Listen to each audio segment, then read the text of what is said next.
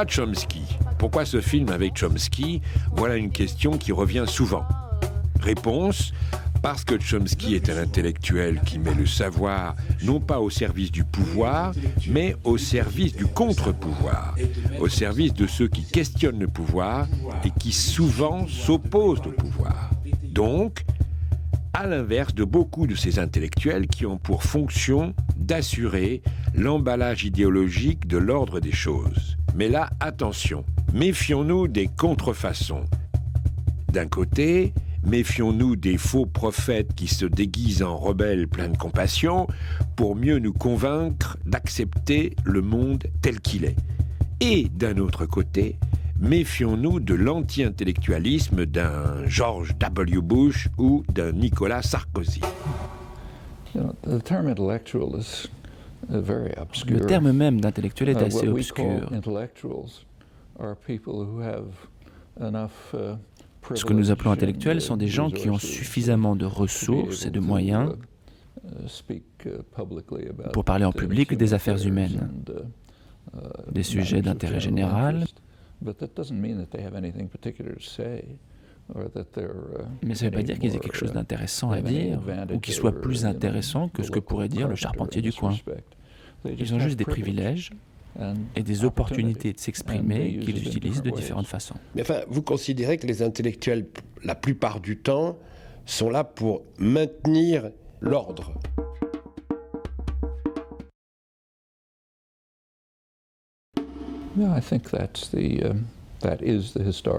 Oui, et l'histoire donne raison à cette règle, aussi loin qu'on remonte. Bien sûr, il y a des exceptions, il y a toujours des exceptions. Et il est justement intéressant de voir ce qui arrive à ces exceptions. Si on remonte au classique, les exceptions sont ceux qui ont bu la ciguë, ou été exilés dans le désert, ou emprisonnés, ou dénoncés comme des ennemis d'Israël. Les origines de ce concept remontent à la Bible, l'assaut contre les prophètes. Mais on retrouve l'équivalent dans les sociétés plus modernes. À chaque époque de l'histoire, les intellectuels soutiennent le pouvoir, la vaste majorité d'entre eux en fait, et ils sont très bien traités. Et si on remonte à l'époque de la Bible, il y avait des intellectuels qui, des siècles plus tard, ont été accusés d'être de faux prophètes. Mais à l'époque, ces courtisans étaient très bien traités.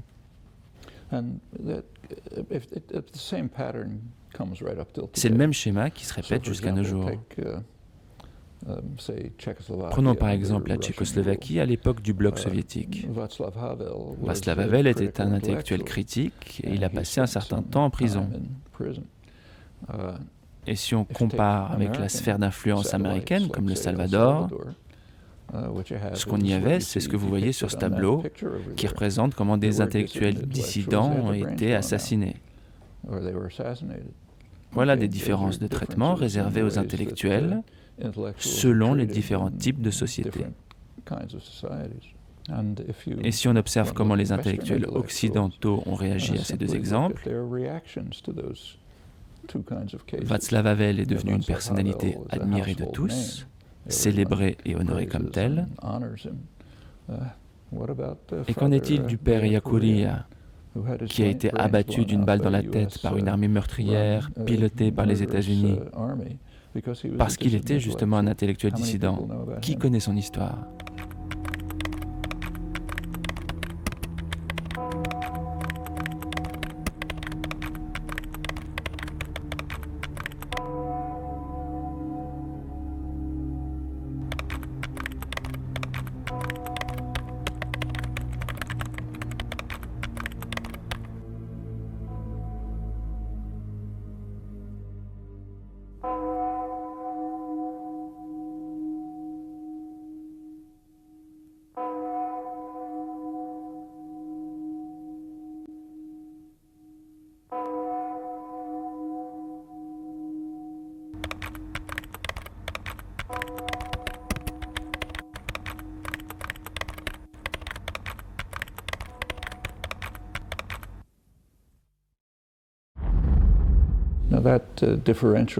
Ces différentes réactions nous parlent de notre fonctionnement intellectuel à nous. Un crime commis par un de nos ennemis est dénoncé comme étant une atrocité abominable, alors qu'un crime que nous commettons nous-mêmes est ignoré comme s'il n'avait jamais existé. Prenons par exemple la guerre de 14-18. Les intellectuels allemands prenaient position ouvertement et trouvaient les arguments pour apporter un soutien passionné à l'Allemagne en guerre et justifier celle-ci. Et les dissidents comme Karl Liebknecht et Rosa Luxembourg, eux, ont été en prison. Du côté occidental, il y avait aussi des intellectuels qui passionnément prenaient le parti des armes et favorisaient cette guerre. Alors que ceux qui s'y opposaient, comme Bertrand Russell ici, ont été emprisonnés. Et c'est comme ça que ça marche. Ce que vous rappelez aussi, c'est que dans l'affaire Dreyfus, c'est la même chose. Les Dreyfusards étaient une minorité. La vaste majorité des intellectuels soutenaient l'État. Mais rétrospectivement, on honore les Dreyfusards aujourd'hui. On honore les prophètes et non plus les faux prophètes. Et oui, rétrospectivement, les choses sont reconstituées.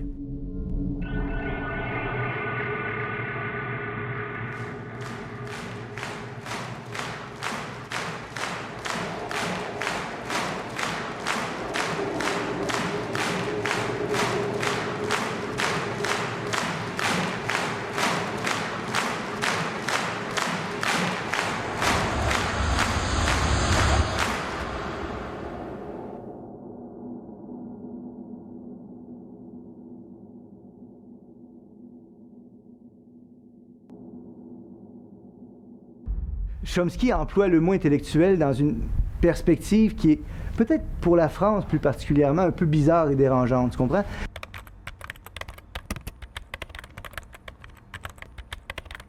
Il est loin d'être convaincu que ce qu'on appelle habituellement des intellectuels soient des gens qui font véritablement un travail intellectuel profond.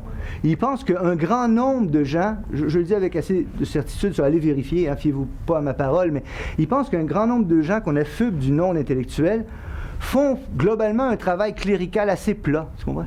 Et qui ne demande pas beaucoup de servir de son cerveau, tu comprends? Et que, essentiellement, une part de leur travail consiste à essayer de rendre complexes des choses qui sont simples pour justifier les privilèges qu'ils ont ensuite, tu vois?